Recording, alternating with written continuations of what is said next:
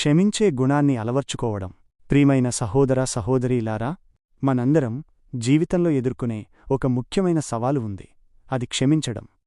నీ పాపాలు క్షమించబడ్డాయి అనే మాటలు ఎంత ఓదార్పునిస్తాయో కదా.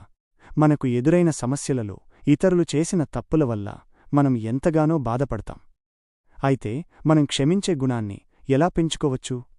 బైబిలులో ఎంతోమంది వ్యక్తుల గురించి వ్రాయబడింది. కొందరు క్షమించారు, కొందరు క్షమించలేకపోయారు. వారి ఉదాహరణలు మనకు ఎన్నో విషయాలు నేర్పిస్తాయి. మనం ముఖ్యంగా యేసుక్రీస్తు గురించి ఆలోచిద్దాం. ఆయన ఇతరులను మనస్ఫూర్తిగా క్షమించారు. ఆయన చేసిన తప్పులను కాకుండా వారిలో ఉన్న మంచిని, వారు సాధించగల సామర్థ్యాన్ని చూశాడు.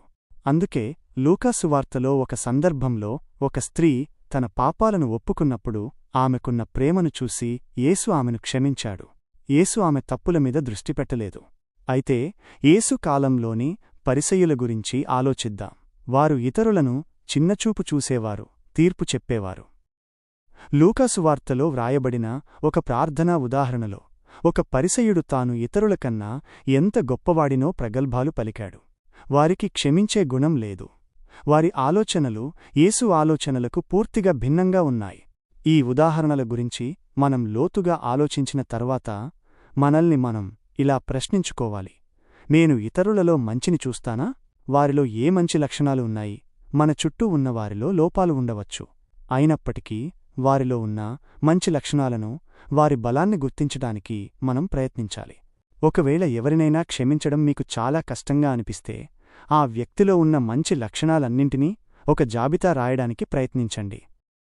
బహుశా వారు గతంలో మీకు చేసిన సహాయాన్ని, వారి దయను లేదా వారిలో మీకు నచ్చిన ఏదైనా మంచి లక్షణాన్ని గుర్తుచేసుకోండి. ఆ తరువాత ఇలా ప్రశ్నించుకోండి: ఆ వ్యక్తిని యేసు ఎలా చూస్తాడు? ఆయనైతే అతన్ని క్షమించేవాడా? యేసు ఎల్లప్పుడూ ప్రేమతో, కరుణతో చూసేవాడు. ఆయన పాపులను కూడా ప్రేమించాడు. ఈ విధంగా ఆలోచించడం ద్వారా మన ఆలోచనా విధానాన్ని మార్చుకోగలుగుతాం. మొదట్లో ఎవరినైనా క్షమించాలంటే మనకు కష్టంగా ఉండొచ్చు, ఇది సహజమే. కాని ప్రయత్నిస్తూ ఉంటే సమయం గడిచే కొద్దీ వారిని క్షమించడం సులభమవుతుంది. క్షమించడం అనేది మనకు కూడా మానసిక శాంతిని, స్వేచ్ఛను ఇస్తుంది.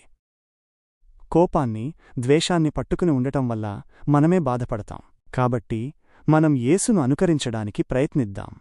ఇతరులలో మంచిని చూద్దాం. మనస్ఫూర్తిగా క్షమించడానికి ప్రయత్నిద్దాం. అప్పుడే మనకు నిజమైన శాంతి లభిస్తుంది. ధన్యవాదాలు.